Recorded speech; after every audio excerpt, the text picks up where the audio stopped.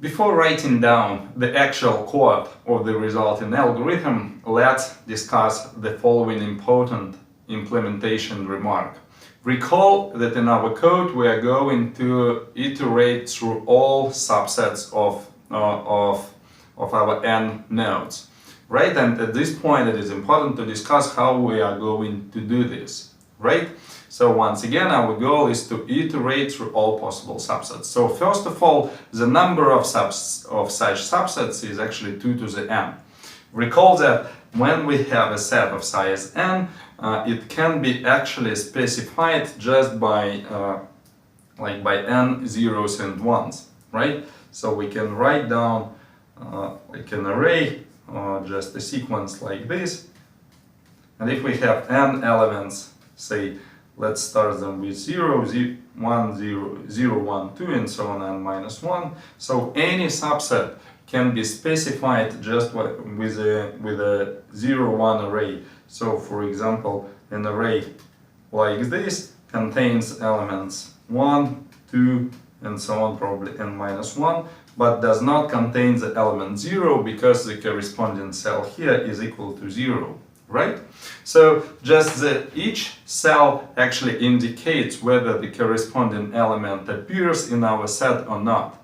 And since there are exactly two choices for each cell, so either 0 or 1, the number of subsets is 2 to the n. Right? On the other hand, such a binary representation can be considered as a binary representation of some integer. Okay?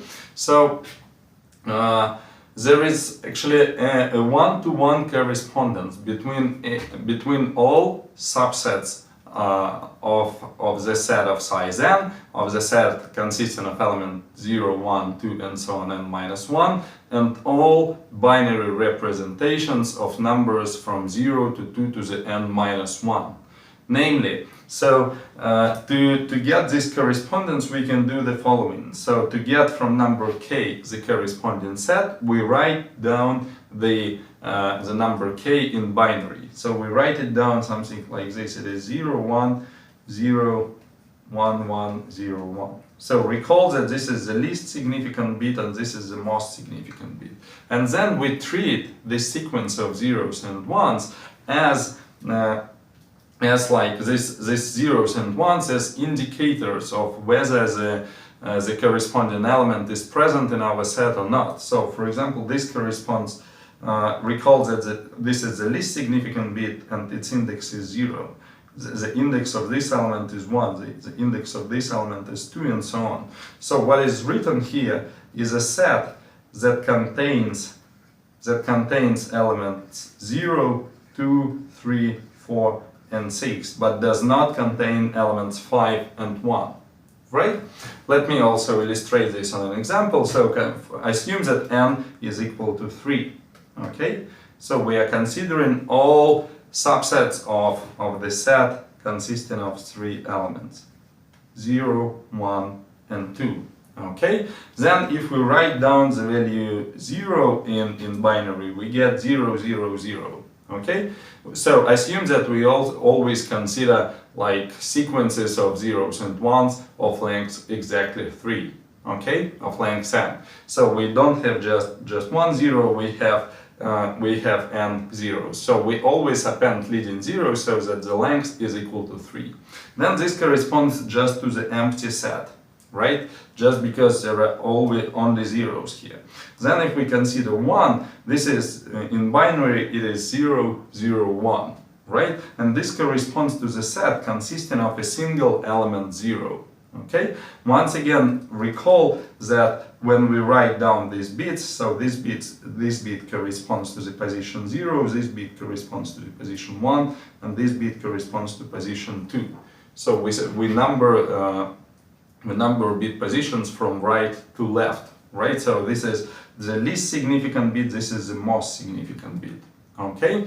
Then if we consider, for example, the value 5, when k is equal to 5, in binary it is represented as 1 and 1, because it is just 1 plus 4, right? And this corresponds to the fact that 0 is taken and 2 is taken, but 1 is not taken. So this corresponds to the subset 0, 2. So when this is convenient, because in programming languages usually working with integers is particularly easy. So it is convenient, instead of working with sets, to work with integers. And we've just established this nice one-to-one correspondence between integers in the range from 0 to 2 to the n minus 1 and all subsets of size, now all subsets of a set of size n. Okay? Now recall that we do not only need to iterate through all subsets, but we also need to figure out how to perform the following operation. When we have a subset S, we need to find out how to subtract some element j from it. Namely, if we just have an integer k which represents the set S, we need to somehow find a representation of the set S minus j. Okay? So assume that S represents the set, that K represents the set S. So what does it actually mean? It means that if we write our number K in binary, so here we have J and so on N. So we write it in binary, somehow it looks like this and so on. Here we have 1 and here we have something. So what we need to do, so this is K in binary. To subtract J from the set S, we actually need to replace this 1 with 0, right? So we need to flip the J's bit of the number K. So we need to figure out how to flip the J's bit of the given integer K. Okay? So this is what we've just realized.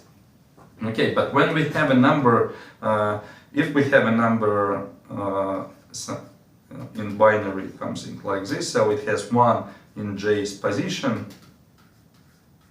and we would like to flip it, this is actually the same as computing the bitwise parity or the bitwise XOR with the following number. So it has 0 everywhere except for the J's position. Okay, so if we compute the bitwise parity means that for every position we just compute the sum modulo 2. So we will have 1 here, 0 here, 1 here, and so on. So all the bits are going to stay the same as in the initial number. However, the J's bit is going to be flipped from 1 to 0. Just because 1 plus 1 is equal to 0 modulo 2. And this sign is the same as parity operation or XOR operation. It is just computing the sum modulo 2. So what we need to do is to compute the bitwise parity of our number K and the number which has 1 only in the J's position. Okay? And it is not difficult to see that this number corresponds to the number 2 to the J. Okay?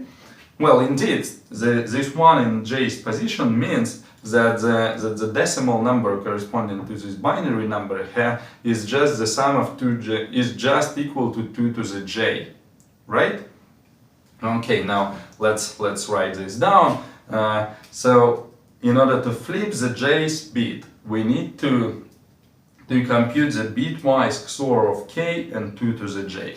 And finally, this is how it can be done. So in popular languages like C++, Java or Python, to flip the J's bit of K from 0 to 1, we need to compute the following strange thing. So let me try to parse what is written here. So this is called a binary shift to the left. So this can be understood as follows. So we take the number 1 and we shift it to the left by J positions. So what we get is actually a number like this. So it is a J's position, and here we have J zeros. Okay, and then so this operator is called a binary shift. And once again, if you can just compute 1 and apply this operator to J, then it actually computes a number 2 to the J. For example, you can check what is going to be printed if you print something like 2 to the 10. So it is going to print 1024, because this is nothing else as 2 to the power 10.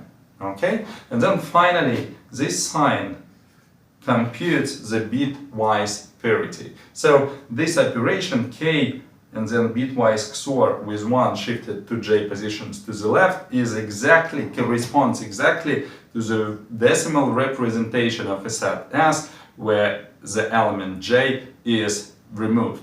Okay, we are now completely ready to write down the code, and this is exactly what we're going to do in the next video.